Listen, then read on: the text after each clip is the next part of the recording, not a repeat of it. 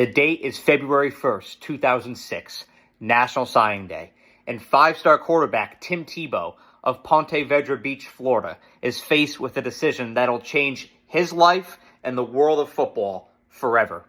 He's choosing between two SEC schools, Florida and the University of Alabama. And just 30 minutes before Tim Tebow makes his decision public, he's still going back and forth between Florida and Alabama. Well, Tebow has a conversation with his dad and asks him for some advice on what school he should pick. And his dad says, well, what do you feel in your heart? Where do you think you should go? Where is God guiding you to?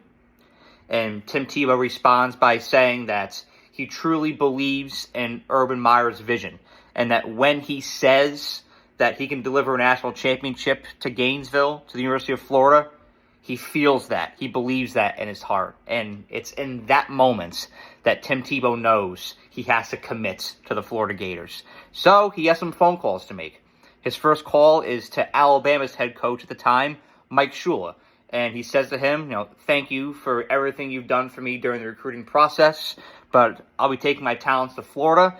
And Mike Shula responds by saying, we would love to have you at Alabama, but I'm sure you'll do great things at Florida. And the way that Mike Shula responded to that situation really sat with Tebow for quite some time. And in the back of his mind, he was thinking that maybe Alabama's the place he should go to. Maybe Mike Shula is the head coach they should play for because of the professionalism by which he handled that situation with. Well, Tim Tebow had another phone call to make to Florida's head coach at the time, Urban Meyer.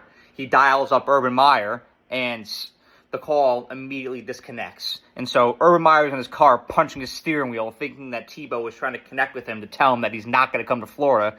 And, well, like the rest of us, Urban Meyer finds out that Tim Tebow indeed commits to the Florida Gators. And Tebow would go on to have a prolific career in Gainesville, winning the Heisman, winning 87% of his games, and 2 national championships as a Gator. And Tim Tebow went down as one of the best quarterbacks in college football history. Well, what if Tim Tebow decided to go to Alabama? Well, Alabama likely would have never had a need for Nick Saban because it would have retained Mike Shula because Tim Tebow would have made him look pretty good. And so who knows if Alabama would have ever won those 6 national championships that it won with Nick Saban, and Saban would have stayed with the Miami Dolphins. So what would that have done to the picture of the AFC? What would that have done to the Patriots dynasty? It's all fascinating things to think of if Tim Tebow went the other way. Have a great day.